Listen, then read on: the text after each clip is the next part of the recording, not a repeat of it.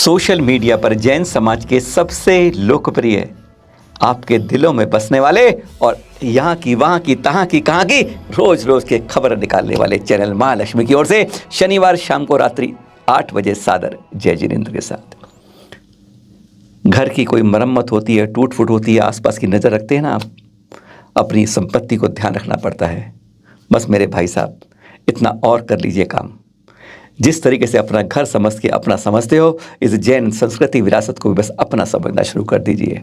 हमारे आसपास शहर में, गांव में, नज़र में, संपत्ति में कहीं दिखती है तो ज़रूर उसको अभी खर्च करने की बात नहीं कर रहे, क्योंकि हर का सामर्थ्य उतना नहीं होता है। बस जानकारी लीजिए, जानकारी इकट्ठी करिए और उसको हम संकलन करके एक बनाएंगे। क्योंकि यह मत सोचिए अरे जीर्णोद्धार करवाने वालों की एक लंबी कतार है जो चाहते हैं सही उपयोग हो, पर जानकारी तो उन्हें पूरी सही मिले कि जो उपयोग कर रहे हैं उसका दुरुपयोग ना हो।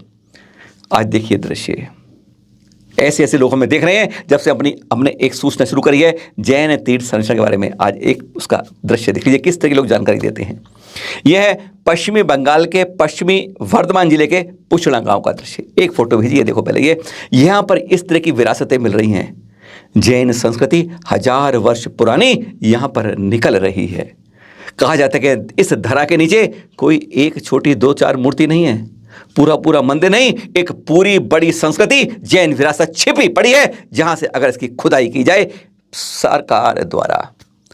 यहाँ के स्थानीय लोग और लोग यहाँ पर सराग बंधु लगे, प्रशासन से बात करी, केंद्र तक अपनी आवाज पहुंचाई और उसका रंग मिलता भी है। अब यह चित्र देखिए, भारतीय सांस्कृतिक मंत्रालय की टीम यहाँ पर पहुंची, उन्हीं की आप ये दृश्य देख रहे हैं। स्थानीय लोगों के साथ उन्होंने यहाँ का सर्वे किया और माना कि इस धरा के नीचे पुछड़ा गांव के पास एक बड़ी विशाल जैन विरासत छिपी पड़ी है, पूरी निकल सकती है। यह है ना खोज खबर। बस इसी तरीके से हमने आप लोगों से कहा है, कहीं कहीं जैन विरासत कहीं दिखती है, आपको मिट रही है, खराब हो रही है, उसके चित्र भेजिए। हमने आपके लिए एक छोटी सी प्रतियोगिता, कहते हैं किसी बच्चे से कुछ काम करवाते हैं तो उसे टॉफी दे देते हैं, तो हम भी कहते हैं जैन समाज से हम आपको कोई प्रोत्साहन और नहीं, बस इसी तरीके से हमने प्रोत्साहन देने के लिए आप लोगों के साथ भी एक नई पहल चलाई है।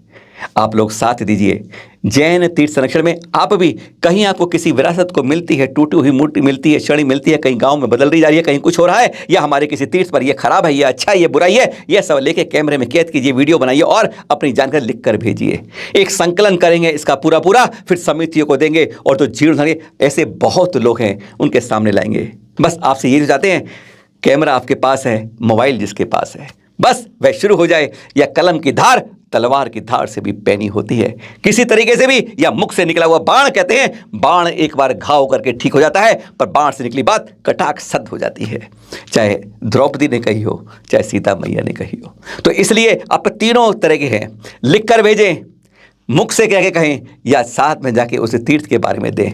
बस इसके सहयोग दीजिए हमारा। बस आपसे यही तो चाहते हैं, एक शुरुआत चाहते हैं, कारवा अपने आप बन निकलेगा। हमारे मांसाहार देश के अंदर अब शाकाहार महामहिम राष्ट्रपति परसों सोमवार को शपथ लेंगे। आप कहेंगे मांसाहार क्यों कह दिया? असंख्य देवी देवताओं, तीर्थंकरों, भगवानों की धरा है, पूरी शाकाहार है, पर हम क्या करें? नेशनल फैमिली हेल्थ सर्विस सरकार ने ऐसे ही दिया है कि 80% पुरुष और 73% महिलाएं हमारे देश की मांसाहारी हो गई हैं, और कुछ बचे हैं ना, उन्हें भी सरकार कोशिश कर रही है मिड डे मील के हिसाब से एक अंडा खिलाते रहो, अपने आप मांसाहारी कहलाते रहेंगे। पर हम बात कर रहे थे, इस समय हमारी नई महामहिम राष्ट्रपति आदिवासी क्षेत्र से आई हैं। कहते हैं उनके यहाँ पर लाइट नहीं है, वो विधायक बन के राज्यपाल बन गई, अब वह हमारे राष्ट्रपति पद तक पहुँच गई हैं। उनसे एक बार डॉक्टर कल्याण गंगवाल जी शाकाहार में बहुत काम कर रहे हैं, उन्होंने यही पूछ लिया कि शाकाहार बारे में क्या कहना चाहती हैं आप, तो उन्होंने पता है क्या कहा था उनसे यही कहा था, मैं भी राज्यपाल बनी हूँ इस झारखंड की, मैंने सबसे पहले यहाँ राजभवन में सबसे पहले उन बर्तनों को हटवा दिया क्योंकि इनमें हो सकता है पहले किसी ने मांसाहार बनाया। अब उनके बारे में अपील की कल्याण गंगवाल जी ने प्रधानमंत्री महोदय से भी, गृह मंत्री अमित शाह जी से भी, और जो महामहिम राष्ट्रपति रही हैं उनसे भी, कि जब परसों खाना परोसा जाए तो हमारे भारतीय देवी देवताओं की तरफ से चल रहे इस भारत देश की परंपरा को कम से कम उस दिन तो सामने रख लिया जाए, यानी सबको सिर्फ शाकाहार भोजन परोसा जाए। प्रधानमंत्री महोदय, हमारी सबसे अपील है, राष्ट्रपति भवन में प्रशासनों से अपील है, एक बार करके दिखा दो पूरे विश्व को कि हमारा देश शाकाहार, जहाँ पर सोने सोने की चिड़िया नहीं उड़ती थी, दूध की नदियाँ नहीं बहती थी, अरे यहाँ तो शाकाहार बनता परोसा और शाकाहारी रहा है। बिना मनोज सुनिए कल्याण जी ने क्या कहा, एक अपील उनसे भी। मैंने अपने पत्र के माध्यम से उन्हें ये अपील की है कि यह स्नेह भोजन शाकाहारी हो, शाकाहारी हो। शाकाहार ये भारत की संस्कृति की परंपरा है। अहिंसा का संदेश, शाकाहार का संदेश सारे संसार को भारत ने दिया है, जैन धर्म ने दिया है। इसीलिए मुर्मू जी खुद कट्टर शाकाहारी है। आदिवासी महिला होने के नाते भी आज वो कट्टर शाकाहारी है। यहाँ तक जब वो राष्ट्रपति राजभवन में गई, जब झारखंड में वो राज्यपाल थी, तब मेरे शाकाहार के एग्जीबिशन का उद्घाटन उन्होंने किया था। उस वक्त उसने उद्गार किए थे कि जब मैं राजभवन में आई तो मैंने यहाँ के बर्तन भी बदल दिए, क्योंकि ये बर्तन में शायद मांसाहार पका हो।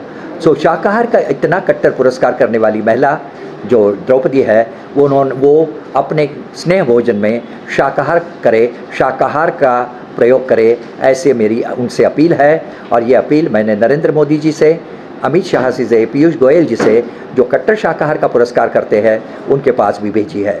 फोटो में चेहरे पहचान लीजिए, नाम हमें नहीं मालूम, पर चेहरे आप देख लीजिए।